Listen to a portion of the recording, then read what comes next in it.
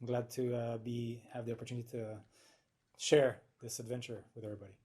Parfait, on va commencer avec la première question. So we'll start with the first question. Bonjour, Monsieur Saint-Jacques, Olivier Bachand de Good RDI. afternoon, Alors, Mr. on vous a vu Saint-Jacques. revenir So we saw sur you Terre, come évidemment, à bord de la back capsule to Soyouz. Earth Ça a eu l'air aboard très, très the éprouvant. capsule. That Physiquement, must have been j'aimerais a que vous physically parliez de difficult ce trip for you. moment-là et Perhaps des you could talk a exercices little que vous bit avez faits about par la that suite. and the Et j'aimerais que vous exercises nous you've disiez been aussi doing si la since. gravité And est I'd also redevenue like votre to ami ou know est en train de le whether redevenir. gravity is again becoming your enemy. Effectivement, oui, j'étais magané. Yes, I was really beaten up, I suppose I could Alors, pour say. décrire ça un peu, donc, pendant 6 mois, j'étais à bord de For la station 6 en tant months, I was qu'apesanteur. on the C'était space pas vraiment une station. station de mouvement, hein. So Là-bas, on se déplace nous-mêmes. there was le no appareil problem interne with finit par se movement. You débrancher, just si move on on veut. your own, Et, so you're kind of lorsqu'on embarque disconnected dans from le gravity. Soyouz pour se séparer de la But when you station, get c'est le into premier mouvement Soyouz, qu'on ressent the depuis first plusieurs thing mois. Pouf, cette espèce de petit you coup. feel On se is recule et on voit la these station qui bumps, s'éloigne and doucement, you le see panneau the solaire qui station s'éloigne. moving further Et là, and je further remarque away le from you. mouvement, on a toujours l'impression And qu'on bouge pas, qu'on flotte, you hein, on se rend pas get compte the de feeling la that you're vitesse actually qui passe. floating. Et là, on fait nos manœuvres, ça prend à peu près 1 heure et So demie, we on do se our rend à la station, maneuvers. on It takes fait about an hour and a half to make sure that everything is working okay, that the computers are working properly. And then we turn on the engines. They're moving, they're on a slow speed, but the idea is simply to break through the orbit.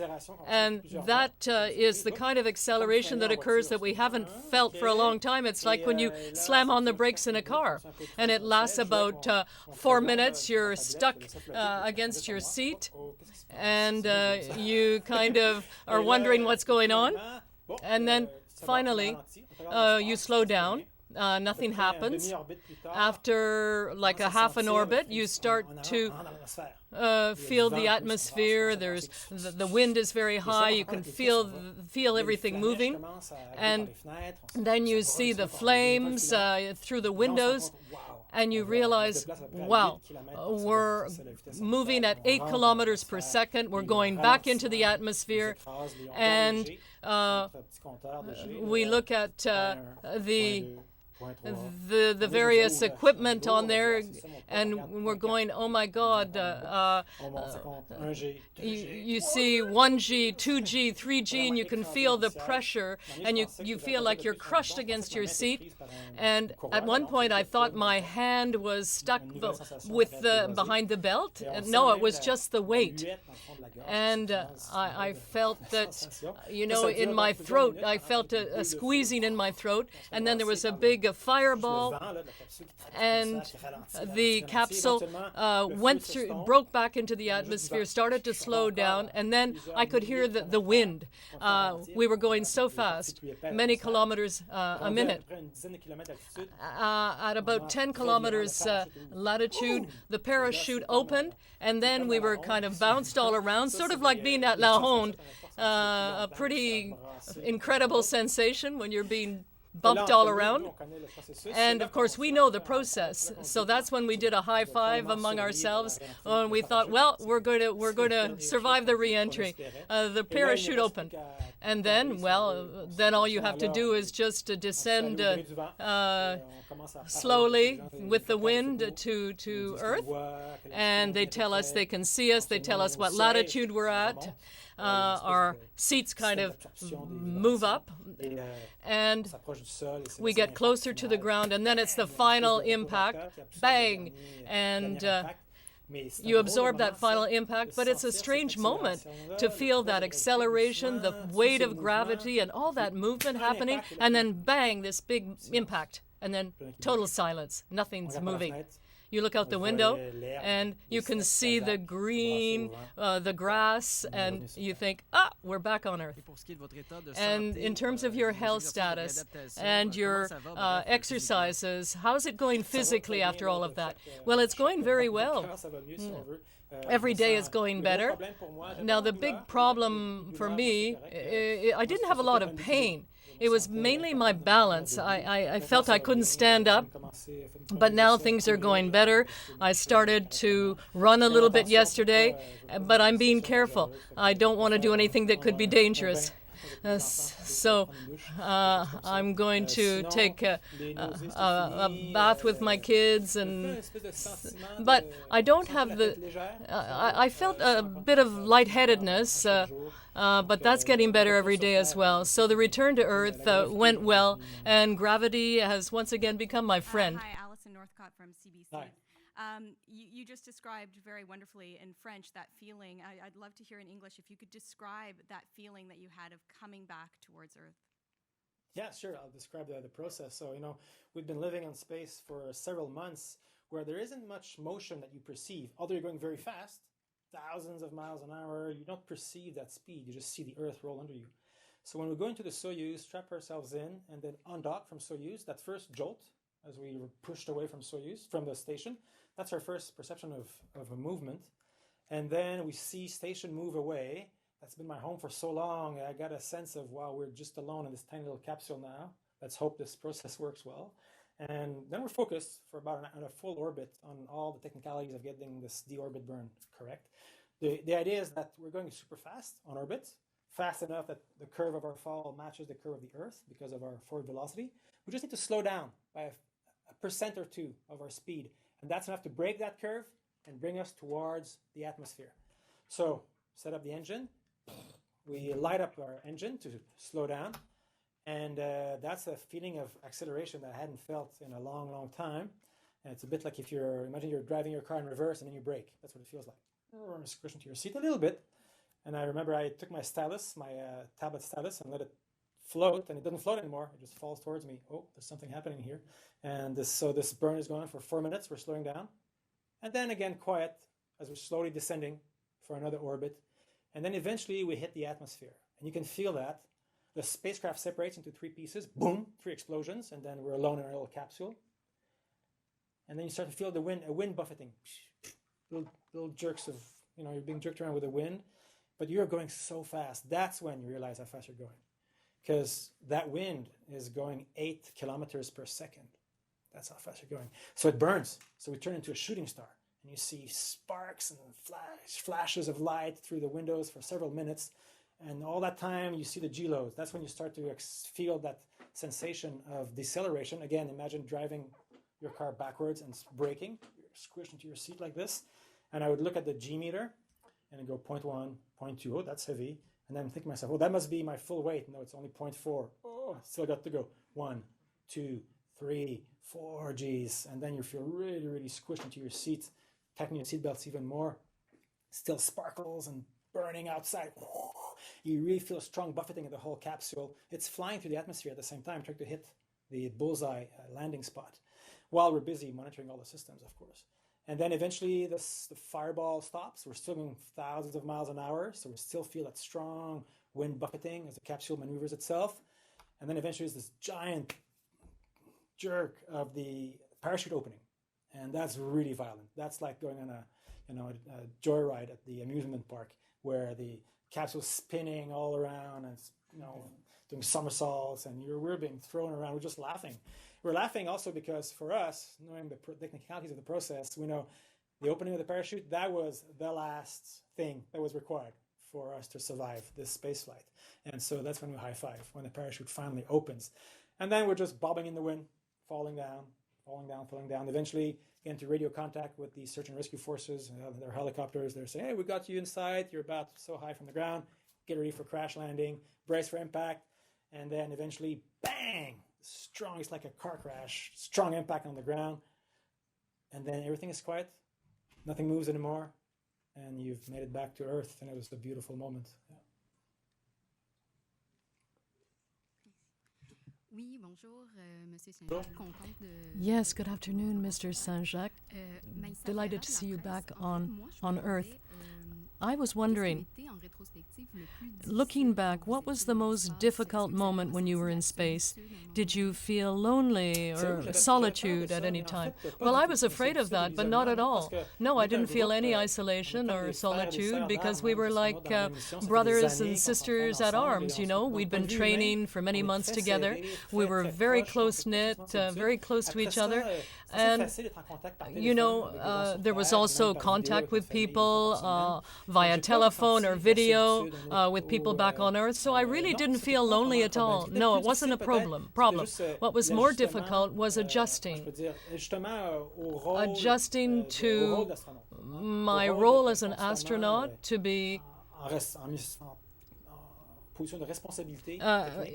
to have technical responsibilities as an astronaut and to be sure I did things properly. And then there were always the other roles, of course, that I have in my life, a friend, a father, a husband, and I had to set all of that aside to make sure I could properly fulfill my role on the space station. But it was difficult, perhaps, for my wife without me being there. Bonjour David, Marie Carpentier. Hi, de Trio Orange. David. Heureuse de te voir de retour. Very happy to see you back on Earth.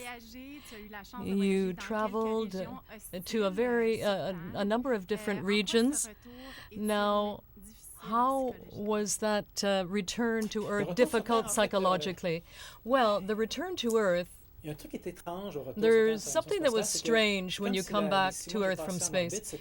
The 6 months I spent in orbit were kind of like a dream, you know, as if there was my life before the mission and my life after, and I was just waking up after a dream or something. I can't really integrate it into my own reality, and I think it'll take me months or years to really digest the whole experience. Bonjour, Monsieur Saint-Jacques, Elisabeth Laplante de TVA Nouvelles. TVA Nouvelles. Moi, je voulais savoir, ce sont Yes. des missions, évidemment, qui sont prévues Now, au quart these de tour. are Est-ce qu'il y a eu, missions durant votre mission, that un moment qui était pour are vous une surprise provided ou un for at imprévu, certain quelque chose que vous intervals. avez vu I'm ou just ressenti, wondering par whether exemple? there was anything unusual about what happened during your mission. Well, there were a number of false alerts. Fortunately, there were no tragedies, but there were a number of false alarms. You know, the fire alarm that went off, and there were some technical difficulties with emergencies, but fortunately we're very well trained and we were able to respond properly, and there were no consequences. But yes, there were at least a dozen or more events such as that, unexpected events or alerts that were resolved without any consequences. And the rest of the program went forward without any surprises. Now, you talked about the impact when you landed, and you made a comparison in English that you didn't make in French when you talked about the bang. Yes, it reminds me of the impact that you would have during a vehicle collision, a very sudden stop. And when it happens, and then afterwards everything stops for a number of minutes, there's a lot of movement, crazy movement taking place. Journal de Montréal.